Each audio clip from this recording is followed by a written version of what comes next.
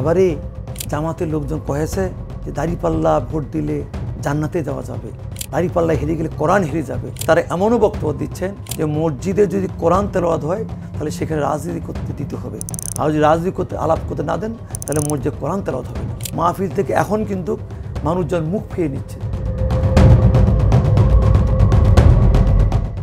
জনাব ফরহাদ হোসেন আজাদ, আপনি আপনার বক্তব্যগুলোতে আমরা দেখি যে আপনি প্রায় অভিযোগ করেন যে জামায়াতে ইসলামের নেতাকর্মীরা সেই প্রত্যন্ত অঞ্চলেও ধর্মের নামে ভোট চাওয়ার একটা কৌশল হিসেবে তারা বেছে নিয়েছেন, এরকম কথা আপনি বলেন। আসলে কি হয়, আসলে আপনার কাছে কেমন ধরনের অভিযোগ আসে? আমি যখনই বিশেষ করে প্রত্যন্ত অঞ্চলে যাই, সেখানে কিন্তু আমি যখন এই খুলি বৈঠকের বাইরেও আমি কিন্তু বিশেষ করে দুয়ারে দুয়ারে যাচ্ছি, সেই সময় কিন্তু অনেক মা বোন আমাকে জিজ্ঞাসা করে, হাবারে এই যে জামাতের লোকজন কহেছে যে দাঁড়িপাল্লা ভোট দিলে জান্নাতে যাওয়া যাবে, তারা যে বলতেছে দাঁড়িপাল্লা হেরে গেলে কোরআন হেরে যাবে, এইটা কী বারে? বলছে তুই তো 2 বার হজ করে আসছিস, বলতো বা। তখনই কিন্তু আমি বুঝতে পারছি যে তারা কিভাবে আমাদের ধর্মকে দোহাই দিয়ে ধর্মের কথা বলে, বিশেষ করে আমাদের সহজ সরল আমাদের মাদের বোনদের এবং আমাদের মসজিদের মুসল্লিদেরকে তারা বিভিন্নভাবে তাদের পক্ষে নেওয়ার চেষ্টা করছে। আপনি শুধু এইখানেও অবাক হবেন যে তারা এমনও বক্তব্য দিচ্ছেন যে মসজিদে যদি কোরআন তেলাওয়াত হয় তাহলে সেখানে রাজনীতি করতে দিতে হবে, আর যদি রাজনীতি করতে আলাপ করতে না দেন তাহলে মসজিদে কোরআন তেলাওয়াত হবে না।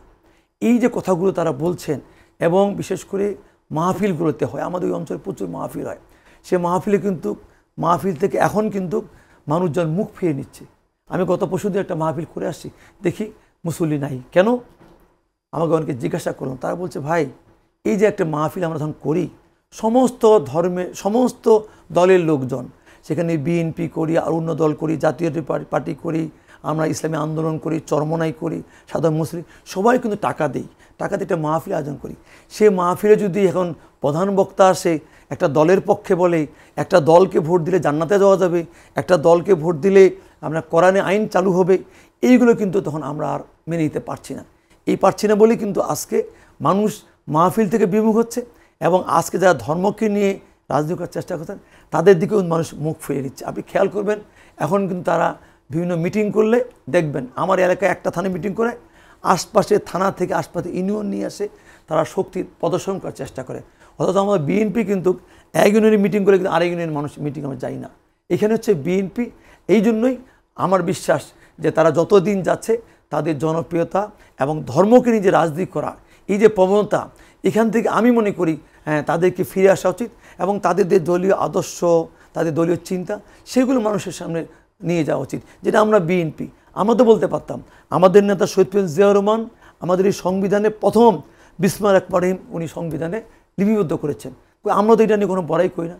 এবং বিএনপি বরাবরই আমরা আমাদের দলীয় আদর্শ রাজনীতি করি। এখন আমরা 31 দফা নিয়ে মানুষের সামনে যাচ্ছি, ইনশাল্লাহ এই 31 দফা নিয়ে মানুষ আমাদের গ্রহণ করবে, এবং আমার বিশ্বাস যে আমরা বিপুল ভোট এইবার বিজয়ী হয়ে সরকার গঠন করব।